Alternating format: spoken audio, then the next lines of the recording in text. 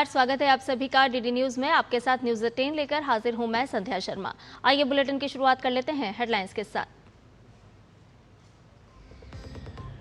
प्रधानमंत्री नरेंद्र मोदी और Israeli PM के बीच द्विपक्षीय वार्ता आज। याद वाशेम में होलोकॉस्ट के पीड़ितों को करेंगे श्रद्धांजलि अर्पित।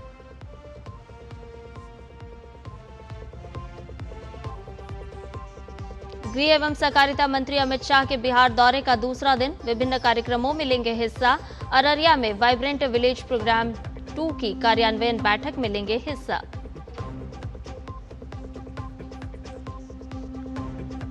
पश्चिम बंगाल में एसआईआर के 60 लाख लंबित मामलों की सुनवाई के मुद्दे पर आज अहम बैठक। कलकत्ता हाईकोर्ट के मुख्य न्यायाधीश, राज्य सरकार और चुनाव आयोग करेगा मंथन।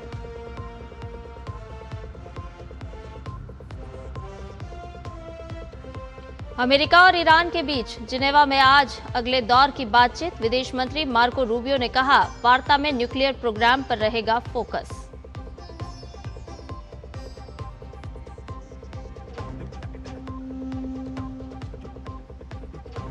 और टी20 विश्व कप के सुपर 8 चरण में आज भारत बनाम जिम्बाब्वे। सेमीफाइनल में पहुंचने की उम्मीद बरकरार रखने के लिए टीम इंडिया को बड़ी जीत की दरकार।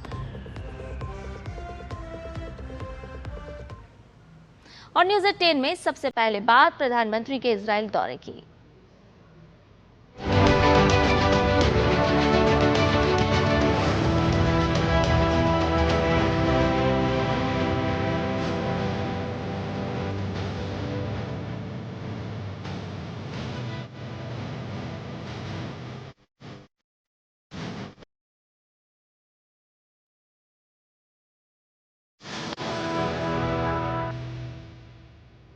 तो प्रधानमंत्री नरेंद्र मोदी के इजरायल दौरे का आज दूसरा दिन है। पीएम मोदी आज कई कार्यक्रमों में शिरकत करेंगे।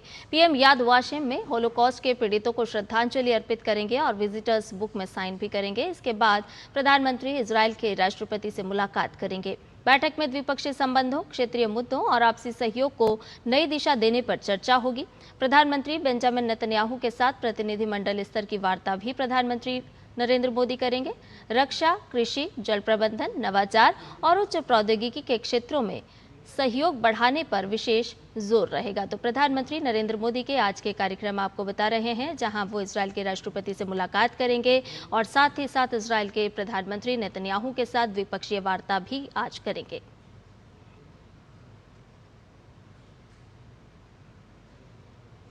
इससे पहले प्रधानमंत्री नरेंद्र मोदी को इजरायल के सर्वोच्च संसदीय सम्मान से नवाजा गया। पीएम ये सम्मान पाने वाले पहले विश्व नेता हैं। इससे पहले नेसेट को संबोधित करते हुए पीएम ने कहा कि भारत इजरायल के साथ मजबूती से खड़ा है। पीएम ने पश्चिम एशिया में शांति स्थिरता के प्रयासों को भारत का समर्थन जताया। मिस्टर प्राइम मिनिस्टर, आज जेरूसलम में आपका स्वागत है। Knesset में आपका स्वागत है। Welcome to Jerusalem, welcome to the Knesset। अभूतपूर्व गर्मजोशी से भरा अभिनंदन और मोदी के नारों से गूंजती इजरायली संसद।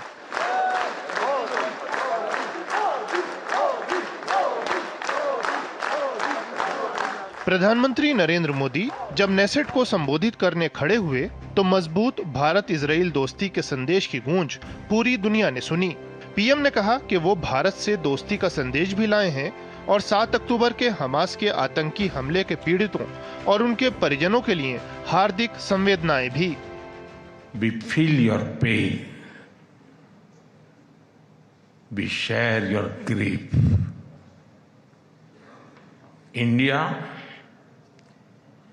stands with Israel firmly, with full conviction in this moment and beyond. PM ने कहा कि आम नागरिकों की मौत और आतंकवाद को किसी भी तर्क से जायज नहीं ठहराया जा सकता। आतंक की मंशा समाज को अस्थिर करना, विकास में बाधा और विश्वास का विनाश होता है। पीएम ने कहा कि भारत भी आतंक का शिकार रहा है। भारत की नीति स्पष्ट है, आतंक को किसी भी हाल में बर्दाश्त नहीं किया जा सकता। Countering terrorism requires sustained and coordinated global action because terror anywhere threatens peace everywhere. That is why India supports all efforts that contribute to durable peace and regional stability. Paschim Asia में शांति स्थिरता के प्रयासों का समर्थन करते हुए PM ने कहा कि गाजा शांति पहल ने इसके लिए राह दिखाई है। भारत का मानना है कि इस पहल में क्षेत्र के सभी लोगों के लिए न्यायपूर्ण और स्थायी शांति की उम्मीद मौजूद है। Let all our efforts be guided by wisdom, courage, and humanity. The road to peace is not always easy, but India joins you and the world for dialogue, peace, and stability in this region. PM ने कहा कि विश्व की सबसे तेजी से बढ़ती अर्थव्यवस्था भारत और इनोवेशन और तकनीक का पावर हाउस इजराइल मिलकर अपनी साझेदारी को आगे बढ़ाएंगे। पीएम ने प्रतिबद्धता जताई कि दोनों देश रक्षा, वित्तीय लेन देन, कृषि, इनोवेशन और आर्थिक क्षेत्रों में मिलकर आगे बढ़ेंगे। पीएम ने भारत की प्रगति और सामाजिक जीवन में यहूदी समुदाय के योगदान को सराहा। साथ ही इजराइल में भारतीय मूल के यहूदी समुदाय के योगदान का उल्लेख किया। इजराइल के पीएम बेंजामिन नेतन्याहू ने प्रधानमंत्री के इजराइल दौरे को बेहद भावुक कर देने वाला अवसर बताया। इजराइल के पीएम ने मजबूती से साथ खड़े होने के लिए भारत का आभार जताया। कहा कि पीएम मोदी भारत इजराइल दोस्ती के चैंपियन और विश्व के महान नेता हैं। India right now is going higher and higher. India is growing bigger, and India is doing one thing, and India is doing another thing, and everything is doing by Narendra. And I am so happy, and I am so in awe of him, and I just want more and more and more. And all this 12 years of your power, you have done so much. You have done so much for technology, for agriculture, for health, for technology, for renewing. And I just wanted to tell you all. And sky's the limit. India is one of the biggest, and it is one of the Asian lions. Israel की संसद के विपक्षी नेता ने भी अपने संबोधन में कहा कि पूरा इजराइल पीएम मोदी की लीडरशिप का कायल है। वहीं इस अवसर पर एक और इतिहास रचा गया। नेसेट के स्पीकर ने पीएम को इजराइल के सर्वोच्च संसदीय सम्मान से नवाजा। प्रधानमंत्री speaker of the Knesset medal पाने वाले पहले विश्व नेता हैं। ये सम्मान भारत इजराइल रणनीतिक संबंधों को मजबूत करने में पीएम के असाधारण योगदान और लीडरशिप के लिए दिया गया। पीएम विश्व के उन गिने चुने नेताओं में शामिल हैं जिन्हें इजराइल और फिलिस्तीन दोनों देशों के शीर्ष अवार्ड से नवाजा गया है। प्रधानमंत्री मोदी ने साफ तौर पर कहा कि भारत हमेशा इजराइल के साथ खड़ा है और आतंकवाद को किसी भी रूप में स्वीकार नहीं किया जा सकता है। प्रधानमंत्री को यहाँ सबसे खास बात यह रही कि वो पहले प्रधानमंत्री रहे जिन्हें speaker of the Knesset medal से भी सम्मानित किया गया। कैमरामैन जयशंकर के साथ Sudhir Yadav, DD news, Knesset, Israel. प्रधानमंत्री नरेंद्र मोदी ने इजराइल के यरूशलेम में तकनीक से जुड़ी एक प्रदर्शनी का अवलोकन भी किया, जिसमें इजराइल की उच्च तकनीकी क्षमताओं को दिखाया गया है। इस अवसर पर इजराइल के प्रधानमंत्री भी प्रधानमंत्री नरेंद्र मोदी के साथ मौजूद रहे।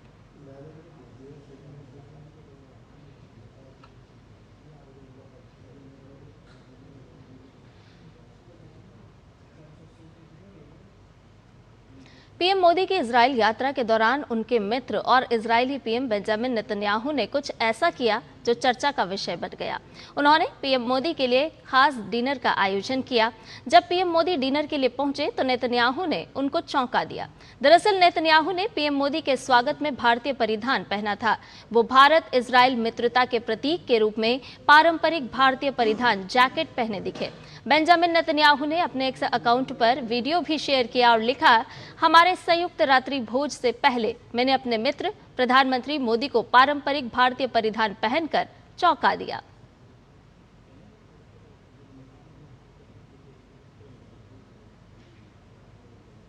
इजरायली प्रधानमंत्री बेंजामिन नेतन्याहू के भारतीय परिधान पर प्रधानमंत्री नरेंद्र मोदी ने खुशी जताई।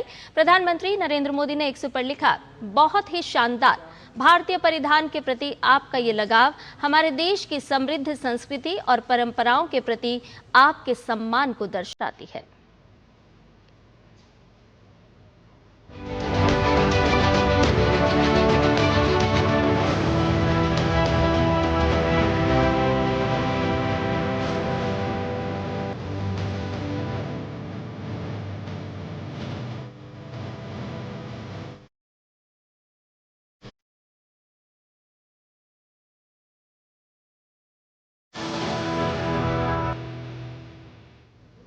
प्रधानमंत्री नरेंद्र मोदी ने इंस्टाग्राम पर 10 करोड़ फॉलोअर्स का ऐतिहासिक आंकड़ा पार कर लिया है। इसके साथ ही वो इस मंच पर यह उपलब्धि हासिल करने वाले पहले विश्व नेता और राजनेता बन गए हैं। पीएम मोदी 2014 में इंस्टाग्राम से जुड़े थे। इंस्टाग्राम पर उनके फॉलोअर्स की संख्या अमेरिकी राष्ट्रपति डोनाल्ड ट्रंप से 2 गुनी से भी ज्यादा है। अमेरिकी राष्ट्रपति ट्रंप 4 करोड़ 32 लाख फॉलोअर्स के साथ दूसरे स्थान पर हैं। अगले 5 प्रमुख विश्व नेताओं के कुल फॉलोअर्स की संख्या पीएम मोदी के फॉलोअर्स की संख्या से कम है। भारतीय नेताओं में भी पीएम मोदी काफी आगे हैं। भारत में इस प्लेटफॉर्म पर दूसरे स्थान पर उत्तर प्रदेश के मुख्यमंत्री योगी आदित्यनाथ हैं, जिनके लगभग 1 करोड़ 60 लाख फॉलोअर्स हैं। और प्रधानमंत्री नरेंद्र मोदी ने महान क्रांतिकारी वीर सावरकर की पुण्यतिथि पर उन्हें नमन किया है। प्रधानमंत्री नरेंद्र मोदी ने एक्स पर लिखा है, महान क्रांतिकारी वीर सावरकर जी को उनकी पुण्यतिथि पर सादर नमन। देश को गुलामी की जंजीरों से मुक्त कराने के लिए उन्होंने अपना जीवन समर्पित कर दिया। उनका व्यक्तित्व और कृतित्व हर पीढ़ी को राष्ट्र सेवा के लिए प्रेरित करता रहेगा।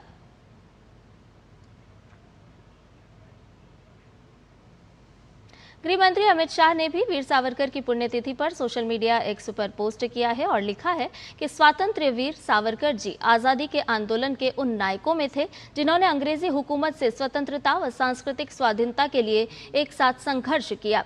उन्होंने एक तरफ अपने क्रांतिकारी विचारों से आज़ादी के आंदोलन को वैचारिक आधार दिया, तो वहीं देश से लेकर इंग्लैंड तक अपने साहसी अभियानों से युवाओं की प्रेरणा बने।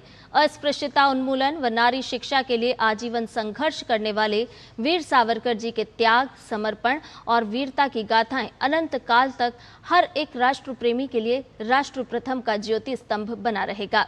वीर सावरकर जी को उनकी पुण्यतिथि पर कोटिशः नमन। और इसके साथ ही गृह मंत्री अमित शाह ने एक वीडियो भी साझा किया है, आपको बताते हैं। सावरकर जी के जीवन को जब ध्यान से देखते हैं तो ऐसा व्यक्ति आने वाली सदियों तक शायद फिर से इस पृथ्वी पर नहीं आएगा। इतना महान व्यक्ति, वो राइटर भी थे, वो फाइटर भी थे, वो जन्मजात देशभक्त थे, एक आर्ष दृष्टा भी थे, एक बहुत बड़े समाज सुधारक भी थे, एक बहुत बड़े कवि और लेखक भी थे। हिंदुत्व के प्रति दृढ़ श्रद्धा रखने वाला एक जीवन था जो आधुनिक भी था और परंपराओं को भी साथ में लेकर इसका वहन करने वाला भी। सावरकर जी ने हिंदू समाज की सारी कुरीतियों के खिलाफ उस वक्त संघर्ष करने का काम किया और उसको समाज का विरोध झेलते हुए भी आगे बढ़े। जिस काल कोठरी में सावरकर जी का निवास था, वहां 7x11 की कोठरी, रोज खाना भी न मिलता था, पानी भी नहीं मिलता था। सावरकर जैसे विचारक व्यक्ति को किताबों से अलग रखा गया था। रोज कोपरा को बैल के कोलू के अंदर लगकर तेल निकालने की यातनाएं दी थी। वहां पर भी सावरकर जी ने कील के उपयोग से पत्थरों पर साहित्य सृजन करने का काम किया। 2 जन्म टिप देने के बाद भी जिस व्यक्ति के अंदर भारत माता की प्रार्थना के लिए, भारत माता के यशोगान के लिए साहित्य सृजन करने की हिम्मत है, उससे बड़ा कोई देशभक्त हो ही नहीं सकता। वीर सावरकर को वीर की उपमा कोई सरकार ने नहीं दी है, देश के जन जन ने देने का काम किया। वीर सावरकर अकेले ऐसे व्यक्ति थे जिन्होंने सन 57 के स्वतंत्रता संग्राम को विप्लव की जगह स्वतंत्र संग्राम का नामाभिधम कर देश की सच्ची स्पिरिट को आगे बढ़ाया। सांस्कृतिक राष्ट्रवाद का चिंतन जिसके आधार पर आज की सरकार चल रही है नरेंद्र भाई के नेतृत्व में, वो उन्होंने ही इसकी नींव व्याख्या करने का काम किया था। हमारे युवा अगर सावरकर जी की कल्पना का भारत बनाना चाहते हैं तो जिस क्षेत्र में आप काम करते हैं वो क्षेत्र के अंदर सावरकर जी की प्रेरणा के अनुरूप जीवन जीकर जीवन का लक्ष्य सुरक्षित और सबसे समृद्ध भारत माता की रचना करना, भारत की रचना करना, ये हमारा हुनर है। एक जन्मजात देशभक्त, एक मूर्धन्य साहित्यकार और दृढ़ता के धनी, वीरता के धनी सावरकर जी को मन पूर्वक प्रणाम कर श्रद्धांजलि देना चाहता हूं।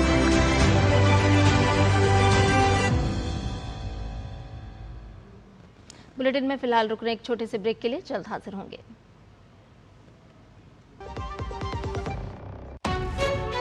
विभाग अनेक, कंप्लेंट बॉक्स 1। किसी भी सरकारी दफ्तर, विभाग या बैंक से जुड़ी शिकायत के लिए pgportal.gov.in पर जाएं, रजिस्टर करें, संबंधित विभाग चुनें, शिकायत दर्ज करें और ट्रैकिंग आईडी नोट करें। एसएमएस या ईमेल पर एक्नॉलेजमेंट पाएं और शिकायत का जवाब सीधे मंत्रालय से प्राप्त करें। अब तक 1 करोड़ 12 लाख से अधिक भारतीयों ने भरोसा जताया। सीपी ग्राम्स, आपकी हर शिकायत का हल।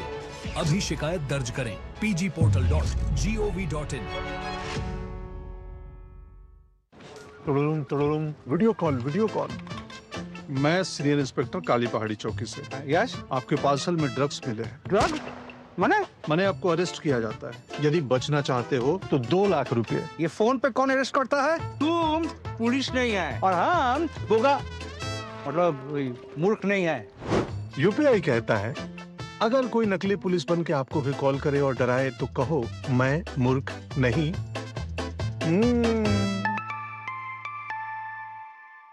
जाइए, आप भी किसी का टेस्ट लीजिए। मेरी पसंद, मेरी पसंद, मेरी पसंद, मेरी पसंद, हमारी पसंद, हम सबकी पसंद। मजबूत देश का मजबूत सरिया हो गया स्टील। ब्रेक के बाद न्यूज 18 में आपका एक बार फिर से स्वागत है। दिल्ली पुलिस और हिमाचल पुलिस के बीच नाटकीय अंदाज में चली रस्साकशी देर रात 1 बजे खत्म हुई। शिमला के मुख्य न्यायिक मजिस्ट्रेट ने हिमाचल के रोहडू से गिरफ्तार युवा कांग्रेस के 3 कार्यकर्ताओं को दिल्ली ले जाने की इजाजत दी। दिल्ली लाने से पहले इस तीनों आरोपियों का अंबाला के सिविल अस्पताल में मेडिकल हुआ। आज दोपहर तक आरोपियों को दिल्ली की कोर्ट में पेश किया जाना है। दिल्ली पुलिस तीनों आरोपियों की ट्रांजिट रिमांड मिली है। इन तीनों युवाओं पर हाल ही में संपन्न एआई सम्मेलन में व्यवधान डालने और अंतर्राष्ट्रीय मंच पर भारत की छवि धूमिल करने का आरोप है। ट्रांजिट रिमांड मिल गया है, मजिस्ट्रेट साहब ने अप्रूव कर दिया है ट्रांजिट रिमांड, और अक्यूज्ड को कंसर्न लोकल मजिस्ट्रेट पर पेश करने जा रहे हैं। और ताज़ा अपडेट ले लेते हैं। शिमला से हमारे संवाददाता योगराज हमारे साथ जुड़ गए हैं। योगराज, सबसे पहले तो यही बताइए कि दिल्ली पुलिस जब आरोपियों को हिरासत में लेने के लिए पहुंची तो आखिर ऐसा क्या हुआ कि दिल्ली पुलिस पर ही अपहरण का आरोप लगा दिया गया? जी हाँ, बिल्कुल। कल जब दिन के वक्त दिल्ली पुलिस शिमला पहुंची, शिमला के चिड़गांव में ये जो 3 आरोपी युवा कांग्रेस के हैं जिनको गिरफ्तार कर दिल्ली पुलिस ले गई है, जैसे ही इनकी गिरफ्तारी हुई दिल्ली पुलिस शिमला से दिल्ली के लिए रवाना हुई तो पीछे से जो शिमला पुलिस थी, शिमला पुलिस ने सोलन के धर्मपुर में इनको रोक दिया और पूछा कि आप इस तरह से इन 3 युवकों को नहीं ले जा सकते क्योंकि आपने स्थानीय जो थाना होता है वहां पर इसकी जानकारी नहीं दी है इनको अरेस्ट करने से पहले, तो ऐसे में आप इनको नहीं ले जा सकते और आपके खिलाफ चिड़गांव थाना में जो है वो किडनैपिंग का मामला दर्ज हुआ है। इसको लेकर काफी बहस बसाई दिल्ली पुलिस और हिमाचल पुलिस के बीच में हुई। उसके बाद मामला जो है वो कोर्ट पहुंचा। कोर्ट तक जो है वो शिमला पुलिस इनको दिल्ली पुलिस को लेकर गई और वहां पर जो है वो पेश किया गया जब हिरासत में दिल्ली पुलिस को लिया गया। लेकिन कोर्ट ने साफ तौर पर कहा कि इसमें जो है वो कोर्ट की फिलहाल कोई दखल नहीं बनती है। ऐसे में आप आपसी सहमति से इस मामले को सुलझाइए क्योंकि शिमला पुलिस के पास भी कुछ ऐसे तथ्य नहीं थे जिस आधार पर दिल्ली पुलिस को डिटेन किया जा सके। तो ऐसे में फिर दोनों के बीच में बातचीत हुई, फिर मामला सुलझ गया। लेकिन उसके बाद जब फिर से दिल्ली पुलिस यहां से रवाना हुई दिल्ली के लिए तो शिमला के शोगी बैरियर पर फिर से जो है शिमला पुलिस ने रोक लिया और कहा कि हमें जिस तरह से मामला दर्ज हुआ है चिड़गांव में उसमें जो है वो जांच करनी है। ऐसे में आपको जांच में सहयोग करना होगा। आप जो है इन 3 युवकों को यहां से नहीं ले जा सकते। आपने इसकी जानकारी स्थानीय थाने में नहीं दी है। तो इसके बाद काफी देर तक बहस बसाई होती रही, करीब रात 1 बजे तक ये मामला चलता रहा। ऐसे में क्योंकि गिरफ्तार 3 युवकों को किया गया था दिल्ली पुलिस की तरफ से, तो ऐसे में 24 घंटे होने वाले थे। तो दिल्ली पुलिस ने शिमला के ही जो मुख्य न्यायिक मजिस्ट्रेट हैं उनके समक्ष इन तीनों युवकों को पेश किया, जहां से ट्रांजिट रिमांड जो है वो मजिस्ट्रेट ने दी और उसके बाद जो है वो यहाँ से इनको जाने की अनुमति जो है वो कोर्ट की तरफ से मिली, जिसके बाद सुबह करीब 6 बजे के आसपास जो है वो दिल्ली पुलिस शिमला से रवाना हुई दिल्ली के लिए, जहां पर आज दोपहर दिल्ली में जो है जो स्थानीय अदालत है वहां पर इन तीनों युवकों को पेश किया जाएगा। जी चलिए, बहुत शुक्रिया योगराज तमाम जानकारी हमसे साझा करने के लिए। और वहीं केरल के स्वास्थ्य मंत्री Veena George Kannur railway station पर विपक्षी कांग्रेस के छात्र संगठन केएसयू कार्यकर्ताओं के विरोध प्रदर्शन के दौरान घायल हो गईं। ये घटना उस समय हुई जब मंत्री एक ट्रेन में सवार होने के लिए कन्नूर रेलवे स्टेशन पहुंची थी। राज्य विधानसभा अध्यक्ष एएन शमसीर घटना के समय रेलवे स्टेशन पर मौजूद थे। उन्होंने बताया कि मंत्री के हाथ और गर्दन में चोट आई है। कुछ मरीजों से जुड़ी कथित चिकित्सा लापरवाही की घटनाओं के बाद वीना जॉर्ज को विपक्ष के विरोध का सामना करना पड़ रहा है। केरल के मुख्यमंत्री पिनराई विजयन ने स्वास्थ्य मंत्री वीना जॉर्ज पर कांग्रेस की छात्र इकाई केएसयू के कार्यकर्ताओं के हमले की निंदा की है और इसे निंदनीय राजनीतिक कृत्य बताया। वहीं घटना के बाद पुलिस ने जिला अध्यक्ष समेत 5 केएसयू कार्यकर्ताओं को गिरफ्तार कर लिया है। उन्हीं रेलवे पुलिस के हवाले किया जाएगा क्योंकि विरोध प्रदर्शन और हिंसा रेलवे स्टेशन परिसर में हुई थी। खबरों में बढ़ते हैं आगे। पश्चिम बंगाल में चल रही एसआईआर प्रक्रिया को लेकर आज मुख्य न्यायाधीश सुजॉय पॉल की अध्यक्षता में एक महत्वपूर्ण बैठक आयोजित की जाएगी, जिसमें सुप्रीम कोर्ट के नए निर्देशों और पश्चिम बंगाल, ओडिशा तथा झारखंड के न्यायाधीशों की सूची पर चर्चा की जाएगी। पश्चिम बंगाल में एसआईआर के तहत लंबित 60 लाख मामलों की सुनवाई को तेजी से पूरा करने के लिए सुप्रीम कोर्ट ने ओडिशा और झारखंड के न्यायाधीशों को पश्चिम बंगाल में तैनाती की अनुमति दे दी थी। इसके तहत कलकत्ता हाईकोर्ट प्रशासन ने दोनों राज्यों के हाईकोर्ट को पत्र भेजा है, जिसमें लगभग 400 न्यायाधीशों के पश्चिम बंगाल में आने की संभावना जताई जा रही है। इसके साथ ही पश्चिम बंगाल में 532 न्यायाधीशों और अतिरिक्त जिला न्यायाधीशों की सूची राज्य चुनाव आयोग के कार्यालय में पहुंच चुकी है।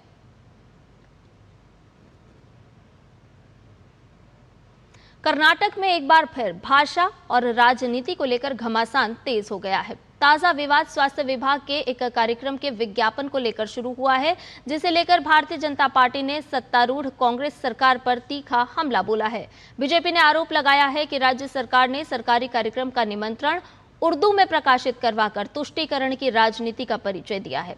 बीजेपी नेताओं का दावा है कि ऐसा करके राज्य की आधिकारिक भाषा कन्नड़ की अनदेखी की गई है।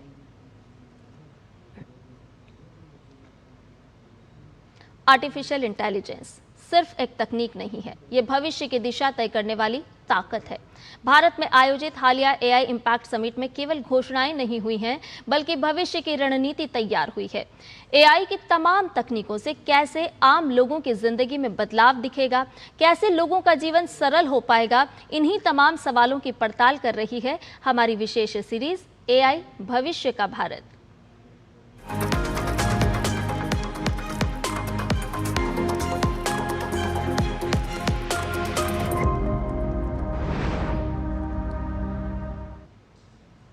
आर्टिफिशियल इंटेलिजेंस का तेजी से बढ़ता प्रभाव भारतीय न्यायपालिका में भी नजर आ रहा है। सुप्रीम कोर्ट ने दस्तावेज अनुवाद, जुडिशियल रिसर्च और याचिकाओं के प्रबंधन में एआई का उपयोग बढ़ाया है। साथ ही कोर्ट्स के इंफ्रास्ट्रक्चर में सुधार के लिए भी एआई टूल्स विकसित किए जा रहे हैं, जिससे न्याय प्रणाली अधिक सुलभ और तेज होगी। कैसे होगी, आपको इस रिपोर्ट के जरिए दिखाते हैं। आर्टिफिशियल इंटेलिजेंस के तेजी से फैलते दायरे से अदालतें और न्यायिक प्रणाली भी अछूती नहीं है। कोर्ट में मुकदमों के प्रबंधन से लेकर याचिका और दूसरे कानूनी दस्तावेज तैयार करने में एआई की भूमिका तेजी से बढ़ी है। भारत में जहां निचली अदालतों में कामकाज स्थानीय भाषा में होता है, वहीं हाईकोर्ट और सुप्रीम कोर्ट में कार्यवाही अंग्रेजी में होने की वजह से दस्तावेजों का समय पर अनुवाद एक बड़ी चुनौती है। प्रमुख भारतीय भाषाओं में दस्तावेजों का अंग्रेजी में अनुवाद करने में एआई अहम भूमिका निभा रही है। जजों को जुडिशियल रिसर्च के लिए supreme court portal for assistance in court efficiency नाम का प्लेटफॉर्म तैयार किया गया है। वहीं दस्तावेजों के अनुवाद के लिए सुप्रीम कोर्ट विधिक अनुवाद सॉफ्टवेयर इस्तेमाल में लाया जा रहा है, जो एआई की मदद से सभी प्रमुख भारतीय भाषाओं का अनुवाद कर सकता है। अकेले 2023 में इस सॉफ्टवेयर से सुप्रीम कोर्ट के 36,000 फैसलों का 19 भारतीय भाषाओं में अनुवाद किया गया। इसके अलावा अदालतों की लाइव स्ट्रीमिंग और वकीलों की बहस के ट्रांसक्रिप्शन तैयार करने के लिए भी एआई का इस्तेमाल किया जा रहा है। याचिकाएं दायर करने और उनमें गलतियों को दुरुस्त करने के लिए भी एआई सॉफ्टवेयर्स विकसित किए गए हैं। सुप्रीम कोर्ट ने आईआईटी मद्रास की मदद से इस प्रोजेक्ट की शुरुआत की है। सुप्रीम कोर्ट में इन प्रयोगों के सफल रहने के बाद कई हाई कोर्ट और ट्रिब्यूनल भी एआई के इस्तेमाल पर खास फोकस कर रहे हैं। वकीलों रेट ने एक ऐसा प्लेटफॉर्म बनाया है जिस पर कोई भी व्यक्ति अपनी कानूनी समस्या साझा कर सकता है और अनुभवी कानूनी विशेषज्ञों से मुफ्त में बात हो सकती है। आज यह स्टार्टअप 60 से ज्यादा बड़ी कंपनियों के साथ काम कर रहा है कि आपकी जो भी सर्विस है उसका क्या स्टेट है, क्या स्टेटस है, क्या वो लॉयर वेरीफाई कर रहा है, उसे कौन सा लॉयर वेरीफाई करेगा, किस तरीके से करेगा, आपकी क्या एक्चुअली में रिक्वायरमेंट है, और ये सारी चीजें हमने एक ही प्लेटफॉर्म पे इंटीग्रेट कर दी है। न्यायपालिका के क्षेत्र में एआई की भूमिका को देखते हुए सरकार भी कोर्ट्स के इंफ्रास्ट्रक्चर अपग्रेडेशन के साथ साथ इस पर खास ध्यान दे रही है। केंद्र सरकार की ओर से 7,210 करोड़ रुपए की लागत से 2023 में शुरू हुए ई कोर्ट प्रोजेक्ट के तीसरे चरण में एआई पर खास ध्यान दिया गया है। कुल मिलाकर भारतीय न्याय प्रणाली में आने वाले दिनों में एआई का व्यापक उपयोग होगा, जिससे लोगों को न केवल जल्द न्याय मिलने में मदद मिलेगी बल्कि लोगों को फैसले समझने में भी मदद होगी। Bureau report, DD news.